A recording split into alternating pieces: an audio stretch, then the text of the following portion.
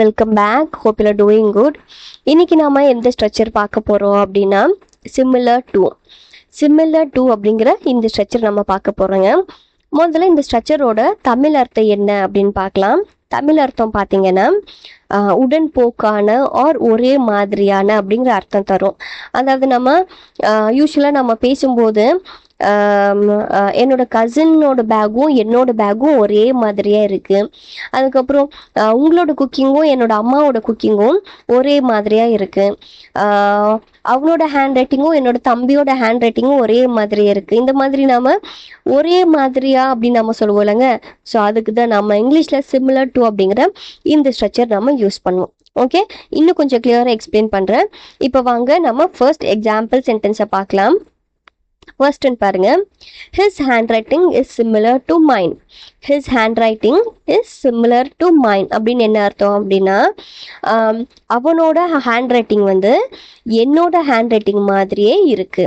அதாவது அவனோட ஹேண்ட் ரைட்டிங்கும் என்னோட ஹேண்ட் ரைட்டிங்கும் ஒரே மாதிரியா இருக்கு அப்படிங்கிற அர்த்தம். ஓகே, இப்போ செகண்ட் ஒன் பாருங்க, this book is similar to the one I read last week.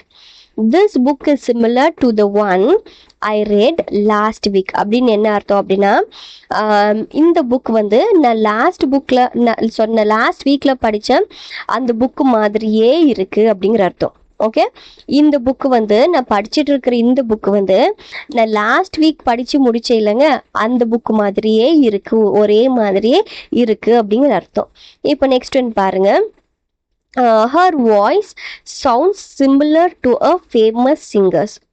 her voice sounds similar to a famous singer அப்படின்னு என்ன அர்த்தம் அப்படின்னா அவங்களோட வாய்ஸ் வந்து ஒரு ஃபேமஸான சிங்கரோட வாய்ஸ் போலவே கேட்குது அப்படிங்கிற அர்த்தம். அவங்களோட வாய்ஸ் வந்து ஒரு ஃபேமஸான சிங்கரோட வாய்ஸ் மாதிரியே கேட்குது அப்படிங்கிற அர்த்தம். அதாவது இவங்களோட வாய்ஸும் அந்த ஃபேமஸான சிங்கரோட வாய்ஸும் ஒரே மாதிரியா இருக்கு அப்படிங்கிற அர்த்தம். ஓகே.